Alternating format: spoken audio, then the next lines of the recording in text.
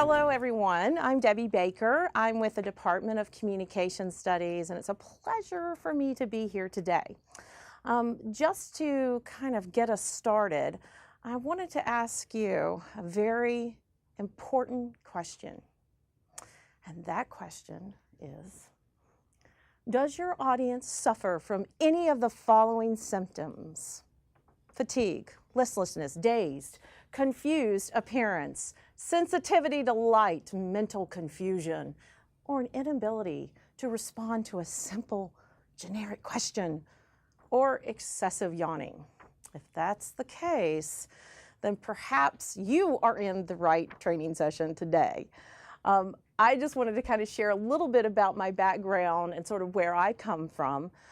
My undergraduate work is in education, and graduate school work is in communication theory and research. And what I studied was particularly about teaching effectiveness and kind of understanding how to relate to students better.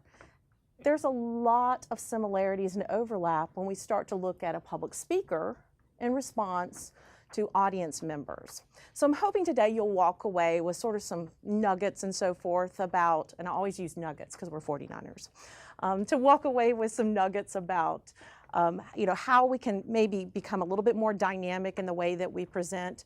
But I also will lightly touch on the preparation or the organizational aspect. The National Communication Association has what we call sort of 8 competency kind of guidelines designed for the rubrics that we use in 1101. And to kind of let you know just sort of how that falls, about half of it is about organization and the other half is about delivery. So we'll lightly touch on those because they're so inextricable or intertwined with one another. So if we think about public speaking in a general sense, often I have to let my students know very early on that there is a very distinct difference between public speaking versus conversation. Now, we want it to be conversational. We want it to feel that way. We want to connect with our audience members. But the distinction is that if we look at it, public speaking is more planned. Okay? It's more structured. It's highly focused in that area. It's more formal. There's the planning process where general conversation is sort of organic. When you're talking to someone, you're not really sure where it's going to go. But with a speech, hopefully you as a speaker and an audience member has an idea or a framework of where it's going. There are also clearly defined roles. When you are in a conversation with someone, right, as we're talking to them, one of the things that we have to be kind of familiar with is that there's that sort of that transactional process that we have, which communication is occurring simultaneously between sender and receiver. Sometimes one speaker might talk a little bit more than the other. We don't always know. And we don't always know where the conversation is going. But there are sort of clear-cut norms that we have in our culture when we're listening to a speech. And that is one person is doing the talking and the audience is doing the listening. But sometimes that's not always sort of just the best approach, as we'll kind of delve into a little later on. There are also issues in terms of understanding sort of the meaning-centeredness, that we need to know, like there's a point, there's a purpose behind it. As many of you have maybe came here today to maybe learn a thing or two, or those 49er nuggets that we can take away with us. By a show of hands, how many of you maybe experience some form of anxiety when we're dealing with public speaking? How many? Okay. All right.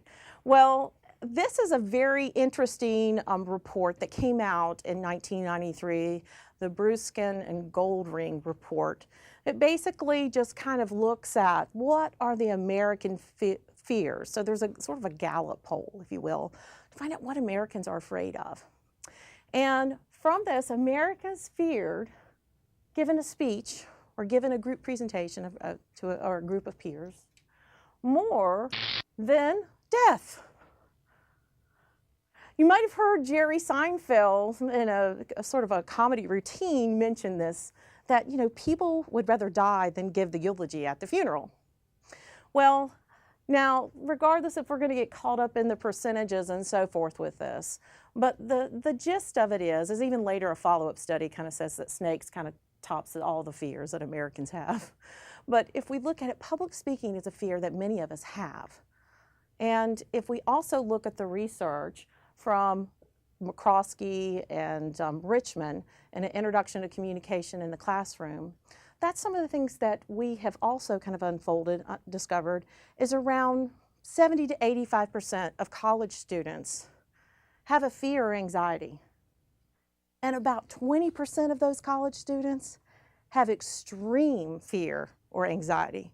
And McCroskey coined this term, doing a lot of research and understanding about public speaking and anxiety. He coined it as communication apprehension.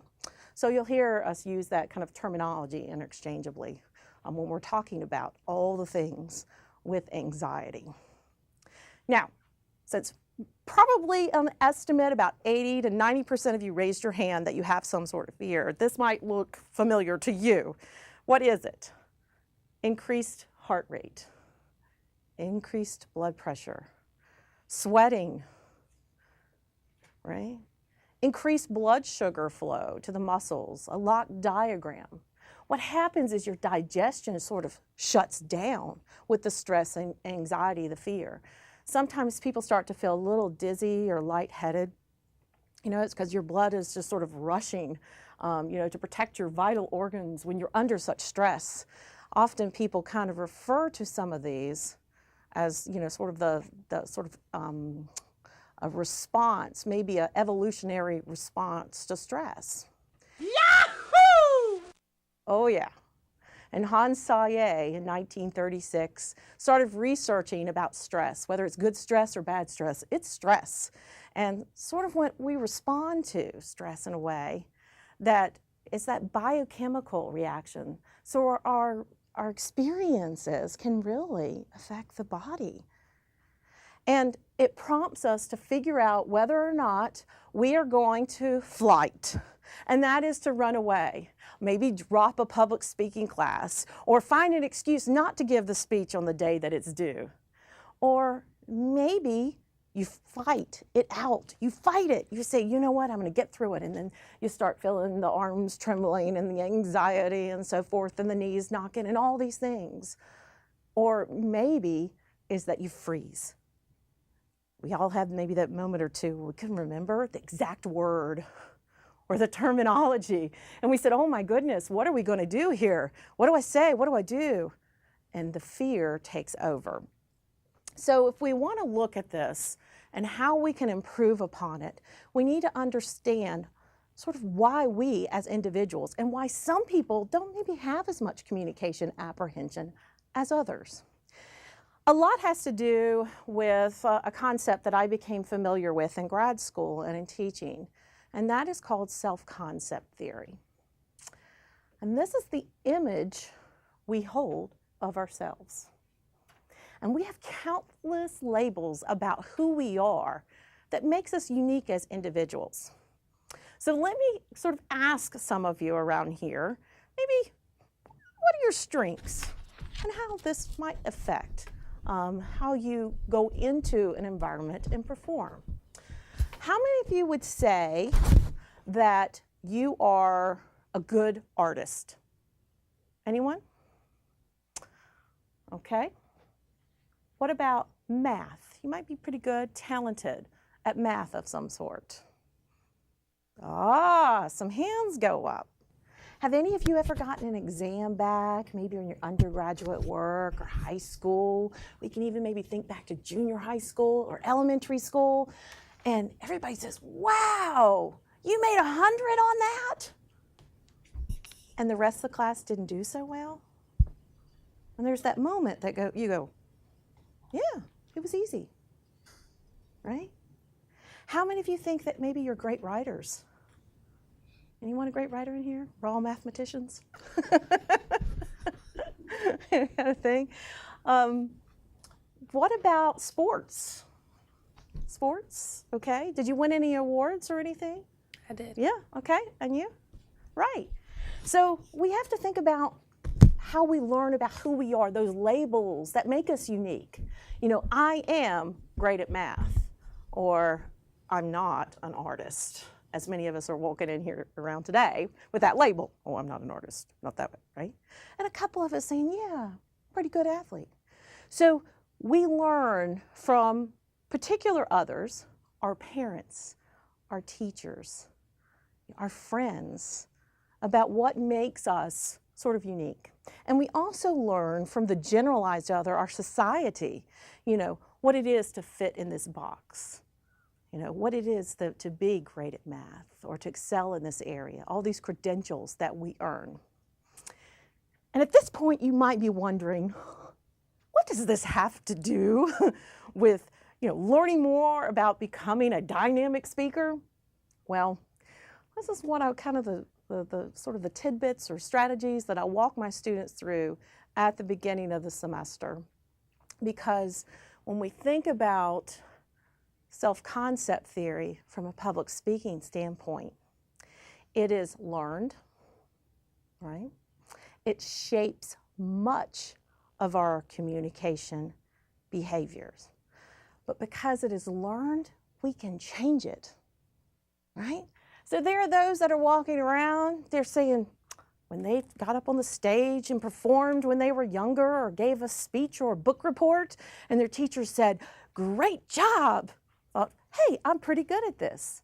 And guess what? They got some positive feedback, right?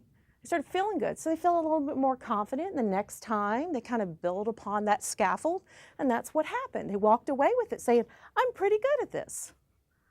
Well, those of you that maybe don't like public speaking so much might have had more of this experience, where you got a little nervous, and then of course you got maybe some disapproval from the audience. Maybe they sighed or yawned or texting during your presentation, not really making eye contact with you. And you probably said, see, I'm not that great of a speaker. So when I talk with my students at the beginning of the semester, I say, look, my job is to sort of desensitize you or sort of reset the button on your negative self-concept, the image you hold about yourself with public speaking. Because we all can improve and we all can be better and more dynamic if we just sort of learn and practice. It's a process that's never ending. So I look at this concept as a really important concept for a novice public speaker, and it is called impression management. And impression management are basically the communication strategies we influence, or we utilize rather, to influence how others perceive us. And it helps much with kind of getting those positive feedbacks. If you learn to make better eye contact, people probably might listen to you a little bit more. If you prepare and develop your speeches, you know, in advance and you practice, you might have a little bit more positive influence on the audience, and it's that exchange, that transactional process that can strengthen you as a speaker. So I spend some time kind of looking at some of these 1, 2, 3 elements in here so people can kind of walk away within an hour session about how to improve upon their delivery and performance. You know, so I want to break those labels. One of the things I want to talk about is stress reduction, because we all sort of admitted, about 80 to 90% of us in here today, that there is some form of stress, whether it's high level stress or low level, but we all have it to a degree. So if we think about how we can improve upon that, let's just talk about it. And I spend maybe a class period talking about anxiety, because the reality is it's normal to have anxiety. Means you're alive, right? It's normal to have it. We just have to think about ways in which we can try to help manage it and manage the impressions as we're going through. So for instance, one of the things, if you notice, like when you give a speech and you hold a piece of paper, but you tend to have what we call the shaky, trembly hands kind of thing. So what happens sometimes is students will get up and their voice sounds calm and they look calm, but their hands are giving it away. And I say, no, don't do that. Find a system that works for you, whether it's a clipboard or note cards or something along the lines there, and you can learn from those experiences. So one of the textbooks that I have utilized in the past is Stephen Beebe's book. And when we look at this book, it kind of gave some tidbits that I wanted to kind of share with you today. And that's like, hey, look, just accept anxiety, face it, have a positive attitude. When you don't do so well, what can you walk away with and say, I learned something here today. Maybe I need to tweak this or just that. Or perhaps I made better eye contact. Reducing maybe some of the ums and the likes, right? So we can look at these and say there's some positive things that came from those experiences there. Deep breathing, just kind of let it go sometimes. But a key element through all this, from all these tidbits and strategies here, is to think about preparation. So we need to allow time for creativity. In Sprague, Stewart, and Botery, in the Speaker's Handbook, what they call this process is prep, incubate, or preparation. Incubate, illuminate, and refine. And basically, prep is like going out and finding your research. Incubate is to sort of let ideas percolate, let creativity kind of stir it around, think about things. And then illuminate is to maybe see how things fit. And that you say, well, I'm going to move this concept here, and this is going to be a good bridge, and I have to look, maybe have a visual, because about this time things are kind of in a lull in the speech. And then, of course, refine, and that's polishing it over and over again. So even as I'm presenting this presentation, as I presented it another day, I had to refine and polish it for my audience today. So that's part of the process. So let me ask you this. Proper preparation reduces anxiety by which percent? 75, 65, 60, or 55? How many of you think that preparation reduces anxiety by 55%? Raise your hand. For ourselves or in general? In general? Or? In general. Not a taker on that? So maybe one. Okay. 60? Okay. 65? A little bit more hands up there. 75. Okay, we're kind of split between 65 and 75. Well, let's see what the results are here. It's not 55. It's not 60. You see where we're going? Not 65. It is 75%. That's significant to know. Preparation empowers you as a speaker. Remember, it's not conversational. We are not just having organic conversation up here, it's casual.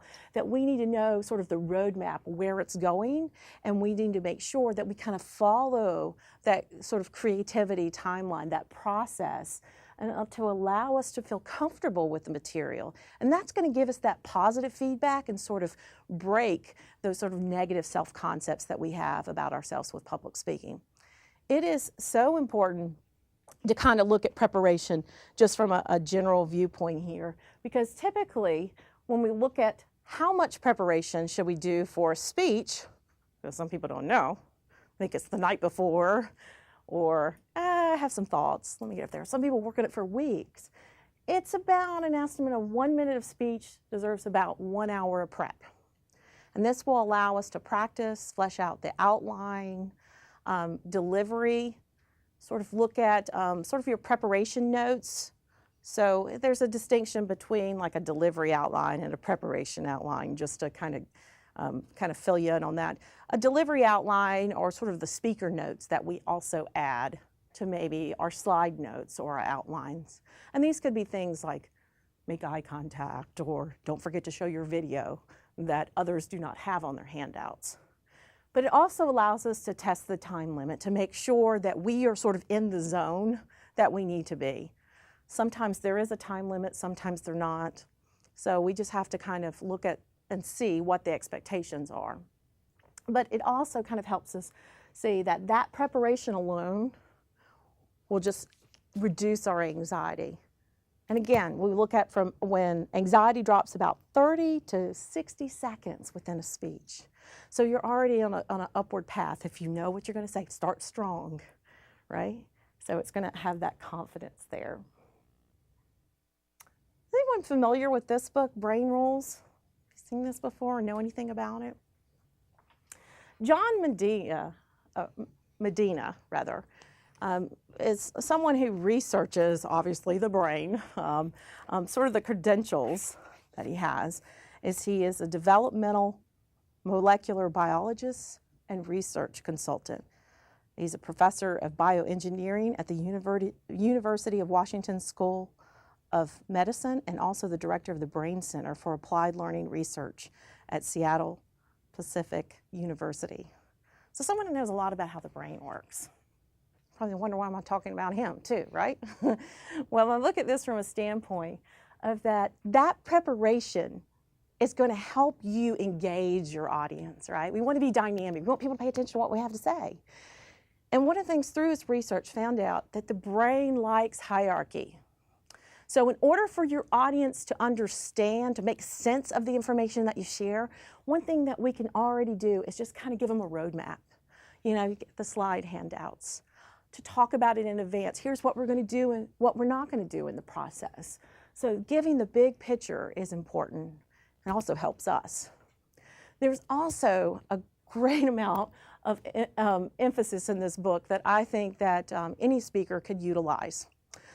When I was doing my student teaching, I kind of encountered a little bit of this and understanding about how attention spans with students flow throughout a course. Similarly, with an audience, same attention spans. It seems like no matter where I pull the research, there's a sweet spot, there's a window. And it's around the first 10 minutes, 10 to 15 minutes, students' attention starts to wane. And then it pretty much flatlines until towards the end when the clock's getting closer, people start packing up their books, they might start paying attention again. So I was kind of fascinated from a public speaking standpoint and just reading sort of the research on this by Dr. Medina. One of the things I discovered is that every 10 minutes we need a hook. We need a hook. And that hook is going to catch us a really big fish, right?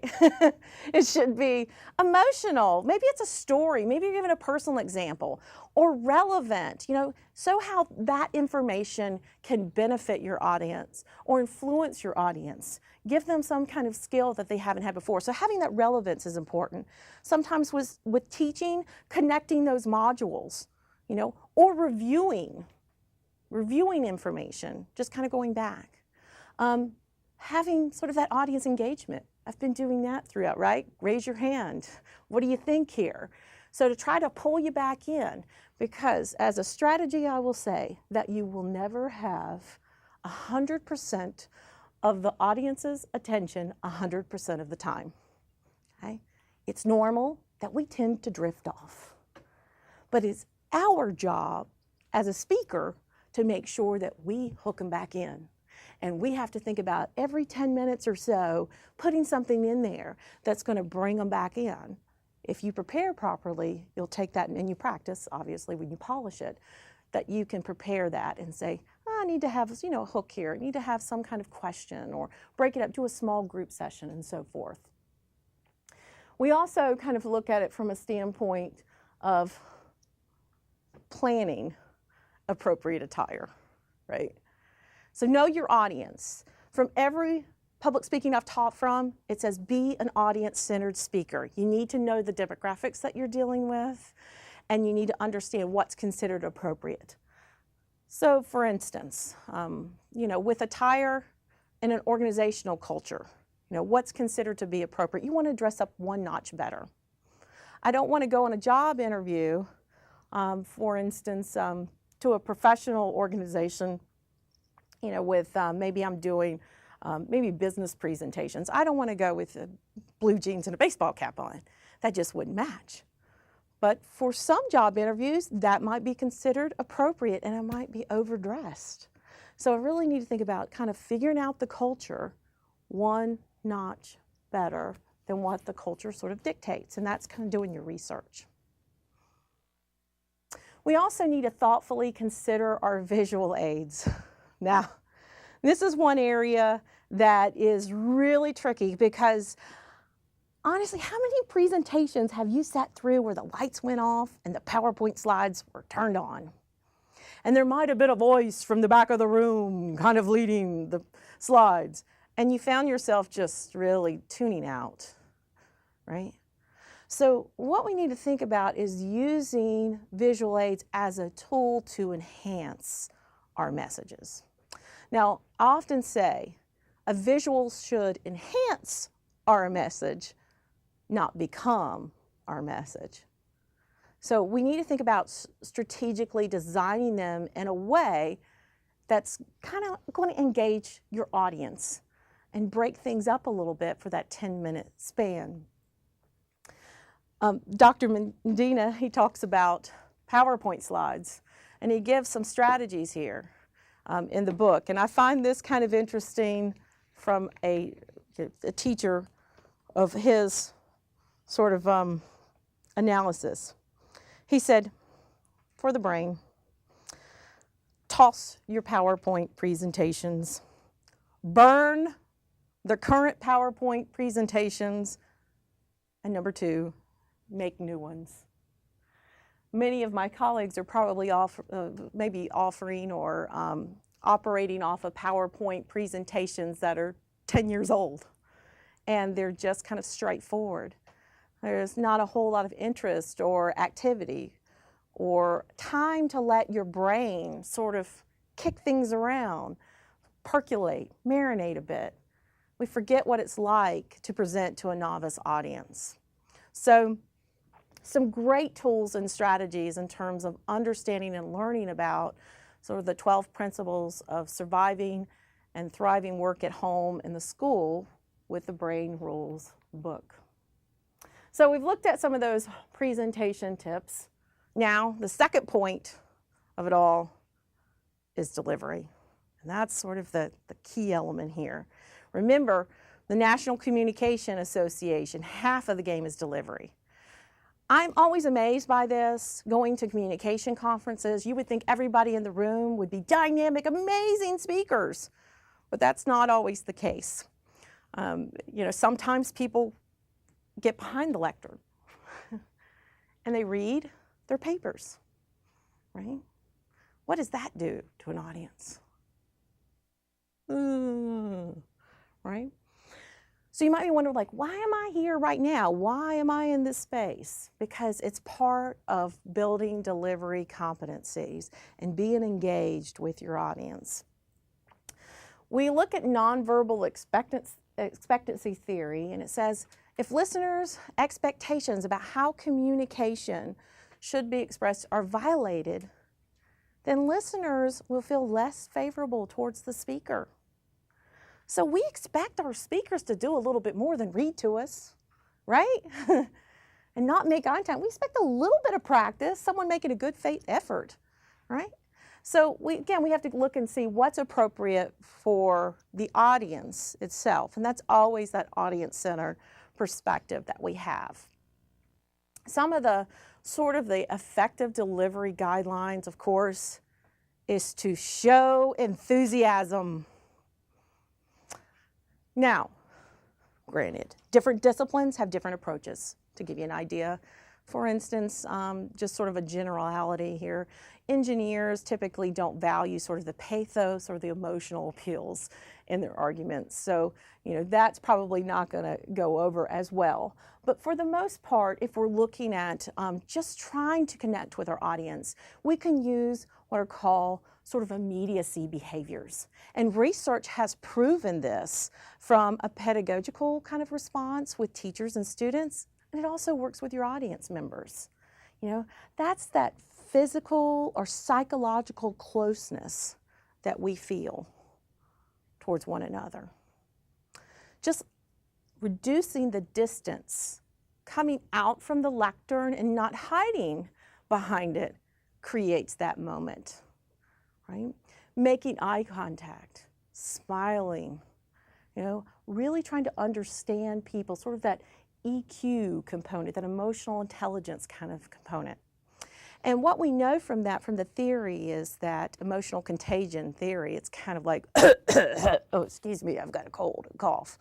But it's that moment that people can catch our emotions. And that's what emotional contagion theory says. If you're passionate about your subject matter, you can get others passionate about it as well. If you think about really thinking through your delivery component.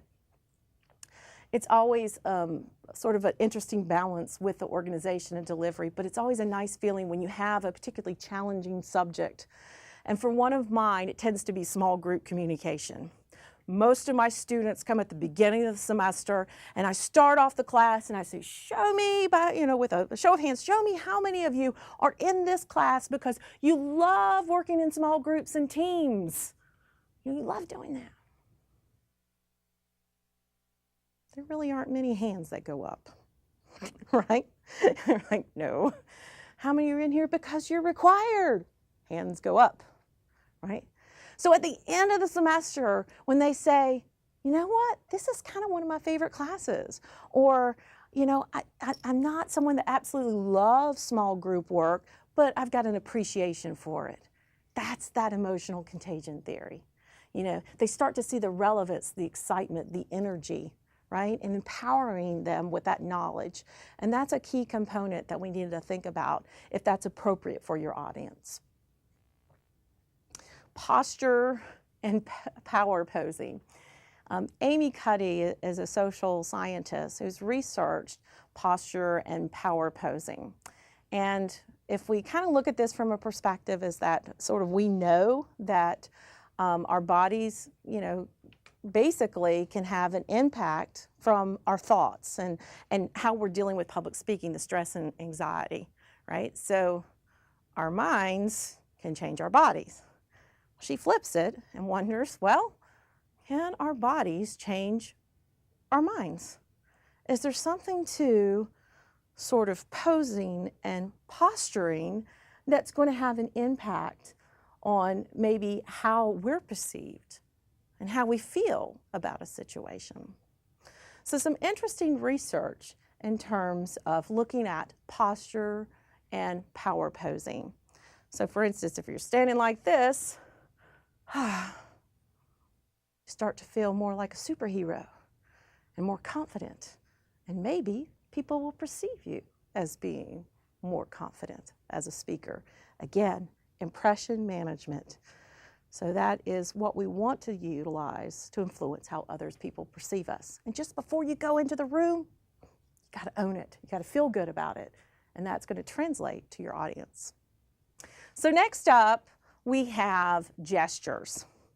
Now the jury's out in terms of how much is too much, because again, we got to go back and consider what's appropriate or inappropriate for our audience.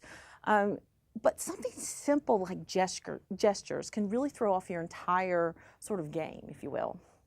You ever know someone that's just like this when they're talking and presenting their message and so forth, right? You spend much more time kind of watching their arms and what they're doing, or maybe they have the repetitive thing like this, or the chop, chop, chop, chop, chop thing the whole time. So you start focusing on that one element, and you're not paying attention to anything else he or she is having to say. So when we're looking at gestures, we think it's important to utilize, but often we don't know what to do, and people kind of stand there, or maybe, what is that, parade rest? Is that what that is? We'll stand there because we're like, what do I do with these things? If we can kind of keep our arms sort of above the waistline, you often see like broadcasters, news broadcasters just sort of maybe having one arm up, because then we're more likely going to use our arms and our hands if we just kind of raise them to that point, right? There's also times where we can go through our outline, say, I feel awkward, I feel uncomfortable with gestures. What do I do here? Well, you can look through and say, oh, am I talking about maybe the statistics are on an uptick? Maybe I can say on an uptick, I could do that sweepy motion. But the key is to practice enough, but not overthink it to where it seems so contrived, that kind of thing. I once remember a moment where I saw a speaker 1, 0.1, 0.2. And there was something very weird about that, right? You know, or you have those who do all these kind of weird movements. The elocutionists kind of study this. So try to think naturally, but also if it feels a little weird when you're practicing, maybe look for those areas within your presentation, particularly your outline, your slide notes, in which you can sort of increase that, because that's going to maybe seem a little bit more dynamic. Now, we also need to look at eye contact. All right, eye contact is perhaps the most important nonverbal aspect for all North Americans. If we kind of look at the research there, it speaks volumes, whether or not we can trust you, whether or not you are connecting with us, building those immediacy behaviors, feeling that connectedness, right? Eye contact directs attention from a sort of an audience participation standpoint.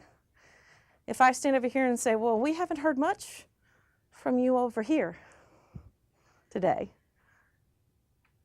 and I stand and make eye contact, you know, what's going to happen if someone's not comfortable? I'll start looking down, trying to find something to do, right? So it could really kind of regulate sort of the flow of things. I mean, make sure that people are connected with, you know, each other. And I'll look at that as a connection as audience and also speaker. So we can really find a way to do that. And I'll also say movement on the floor, hand in hand, how that works. I like this sort of aspect in there with movement. Now, once I reduce sort of that distance here, that's going to pull in an audience member who's not paying much attention. Often I just kind of wander around the room at times. Typically people want to sit in the back and they want to hide out in the back. So if I start to go towards the back of the room, they can't hide out as much anymore. And faculty members do this as well in many of the workshops and sessions and so forth. I think often we feel maybe a little bit awkward being called upon. So when I use the floor can really get things moving as a transition or to really get a discussion going if we want more interaction. To give you an example of this, David Garvin at Harvard Business School, one of the things he talks about is voting.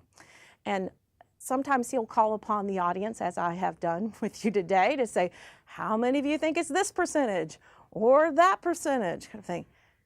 And there's a lot of benefits to that. One, obviously, is to kind of let us know like where the audience feels. So I might have to kind of stand up for the weaker argument in the audience. But a key component here is now when you have voted, you have vested in your decision, right? And I could use that as a strategy to call upon you and say, why is it that maybe you thought it was 55% or 60%? Anybody disagree with that? And as you move around the floor and you use sort of the voting technique in addition to the eye contact, now we're priming the pump to really get the audience engaged with us. So it can have those moments where we're still using those PowerPoint slides, right, as a framework for discussion, but we're not just locked into turning the lights off and hiding behind the lectern, when we're dealing with our audience or managing sort of our audience, particularly when we have like a lot of information that we're trying to share. Facial expressions, right? So part of that is often, as I mentioned, with smiling, that has a huge component in terms of how we're perceived, but it also kind of connects with emotion contagion theory, that people kind of catch those emotions that we have. So having sort of that animation will be a positive thing, an aspect. And vocal delivery, I spent a good bit of time talking about this because how many of us, and I'm going to use one of those techniques right now, how many of us have been or sitting as an audience member, have been in a presentation where you might have had a presenter who talked like this the whole time, right? Yes, and you're like, please, no, is there any variation to your voice? Maybe you might be that presenter, right? So we're going to walk away with a little bit of knowledge here and some of the things that we can kind of point out by watching other speakers. When we look at paralanguage, it's not the language itself. It is used to describe the nonverbal vocal messages, okay? So the meaning behind it that we're trying to convey. And we tend to judge others by our voices. And if you don't realize that, just call someone on the telephone, all right? And ask them, how was their day? And if someone says, I've had a great day, you're going to believe that speaker. If someone says, I had a great day, you're probably going to ask, what happened? What went wrong? So we're listening to those nonverbal cues, the way the words are represented. And a meaning of a simple sentence can really have sort of a great impact based on how we utilize paralanguage. That good variety and emphasis really makes important ideas kind of stand out, more interesting when we're dealing with giving our speeches. If we look at how we go about it, and it's kind of the jury's out a little bit, this kind of fluctuates from time to time, but on average, the speaker communicates about 120 to 180 words per minute. If you're curious in testing that, sometimes you can go to places, information, look at it on the internet, and you can find out how to test that information. So if we're looking at 120 to 180 words a minute, we tend to expect it to be on the higher end. If it's lighthearted, it's exciting, right? We're presenting this information, great. But the factor of anxiety. Does it ever happen to you where you start talking like this and all of a sudden it's just like, oh my gosh, I'm talking so fast, I just don't know what to do, I can't stop it. Or you might have listened to someone talk that fast before and you're just like, oh, would you go, calm down, right? So anxiety sometimes takes over and people start talking very quickly. Sometimes the opposite could hold true. People might start to decrease. If we go back to Hans Selye and look at sort of the freeze, sometimes people freeze. And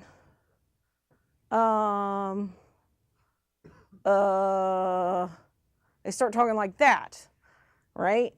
And that can be a bit of a problem, which kind of leads in sort of the next component under paralanguage. But before we transition to that, I did want to point out that strategic pauses can really have impact and meaning to your message. Why are we so afraid of pauses? If you want to punctuate a thought, it's kind of like a comedian with a punchline, right? You got to pause sometimes. And that's a really hard thing to do. Wait time is a really hard thing to do when you're dealing with questioning. It's a hard thing to do as a public speaker. But you have them when you use that strategically. And people know it's not a mistake, right? And let's just say, maybe it wasn't so planned. Make sure you utilize your impression management to make it seem like it was sort of planned strategically. I want you to think about that for a moment, and you might be shuffling around for your notes. Where am I, right? So keep that impression management. If we think about interferences, one of the things that I often have to think about with public speaking, and this is like one whole competency that I'm assessing, is looking at how the fluidity of the message is being conveyed. Some people gravitate towards a particular word. Maybe it's like when we're talking about like delivery skills, like some of the things we need to consider are like the paralanguage, and what happens, people start counting. I've literally seen audience members tick, tick, tick, tick, tick, tick with speakers, okay? I often say with students as well as faculty that you're never going to probably eliminate 100% of sort of those filler words, whether they're or or but or like, whatever that preference is, but to reduce them is the goal. Okay, so it's normal to have those in everyday conversation. If we're trying to not be so scripted, it's natural to not have sort of a flawless presentation. But these are some of the things that we need to look out for when we're practicing our presentations, and we'll get to that in terms of identifying some of that, the next sort of strategy there. Volume force. Talk loudly enough to be heard easily. And here, you know, I probably don't need to be up where you have a lot of lecterns that have a microphone in here. So I have to think about my projection. But I can also whisper, right?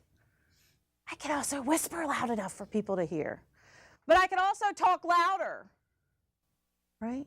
So if I think about just force in itself, some people kind of go along and they do the same thing. But if you start to put that with a pulse, and then you tell people what the things are, and then you give them the information and excitement, that little bit of variety can reawaken the lagging interest within that sort of 10-minute dip that we experience in our brains. So that's an important aspect that we can think about utilizing. And the fourth component is pitch and how high or low our voices are. So some are really, really high, some are really, really low. But we all have a considerable range to pull from. And we don't have to be talking like this the whole time like we're robots, right? So we need to think about how we're putting this together. And intonation, sort of that melody or inflection in a person's voice. Okay, so somebody give me just like a simple sentence. Anyone? Simple sentence. Okay? I went to the store to buy some food. Okay, I went to the store to buy some food. So I'm going to put some paralanguage in action right now. See if you can guess my emotion from the sentence, I went to the store to buy some food.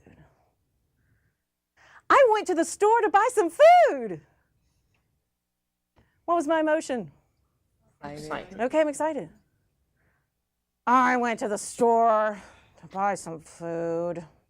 Annoyed and horrible happened. Yeah, something not so nice happened, right? I went to the store to buy some food? What's that? What emotion's that? Questioning. Yeah, okay, right? Maybe. And questioning, not certain, right? Strange. So we can think about ways that we put that together so it's not, you know, I went to the store to buy some food, right? Fast rate, high level. I went to the store to buy some food. Slower rate, pauses, and so forth. And there's some people that really have a hard time kind of grasping that concept. Think about so many different ways that you can utilize that in the speech just to get people excited about the information that you're sharing.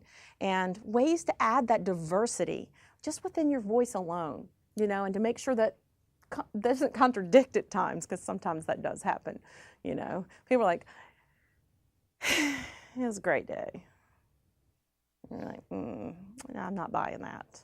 So we really need to make sure that we're congruent, which is a good segue, I guess, maybe more into the third component. Any type of workshop or session, you could probably walk away with a nugget or two. But if we look at the role of communication and how we can improve upon it, is that we need to think that it is a process. It's not just about the output, the results that you get, it's the throughput, sort of the process of putting it all together and learning from those experiences that you have. And I can't stress that enough. It's that approach, I think, that's going to really give you sort of those skills into action. So I often have people come up to me and they're like, well, what can I do to improve? I just don't know what to do. Are there anything there? Well, some things that you can do is attend speaking workshops like you are today, but also there are those that are in the community that you might be interested in looking into, or perhaps on campus that will help give you opportunities or platforms to practice. Watch others. What are they doing? What do you like? What do you not like? Right? Are there things that you can learn to say, ooh, I like that, how that person did that, or that had a lot of clarity. What is it? Really analyze it and pick it apart. Watch yourself on video, and it's painful, trust me. I know, but I'll be the first to tell you that although sometimes my students really abhor doing it and they say, I don't want to watch myself, it was awful, they learn some of the best lessons from watching themselves on video. It's something as easy as you can put up an iPad and watch yourself that way. Maybe you can Skype yourself and give your presentation to yourself or use some other platform. But there's lots of different techniques that we can utilize to film us, cell phones, so forth. But that's going to give us the feedback to say, that didn't make any sense. Or, wow, I looked pretty confident. Because usually that's what students start to find, is they start to see a progression of skills, that process-oriented approach where they come out and they'll say, well, that wasn't so bad. You know, I think I actually did better than what I thought.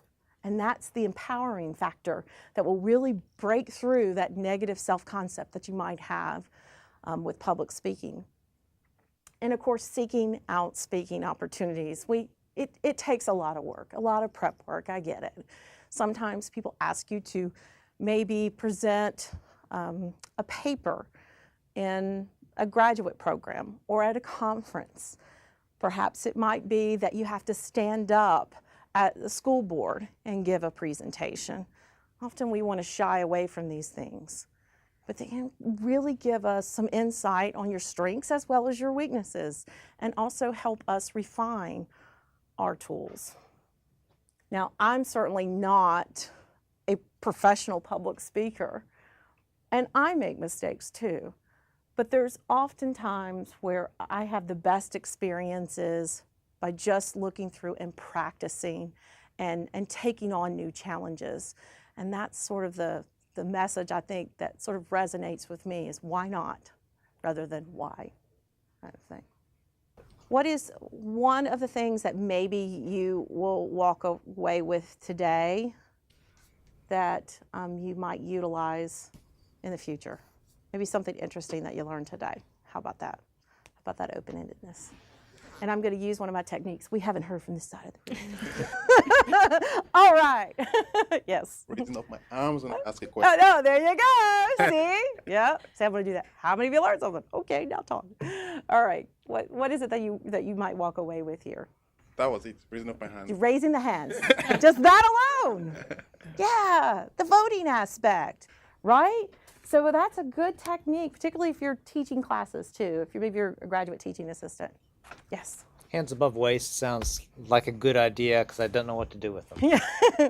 Otherwise it'll be flippers or that kind of thing. Chop, chop, chop, right?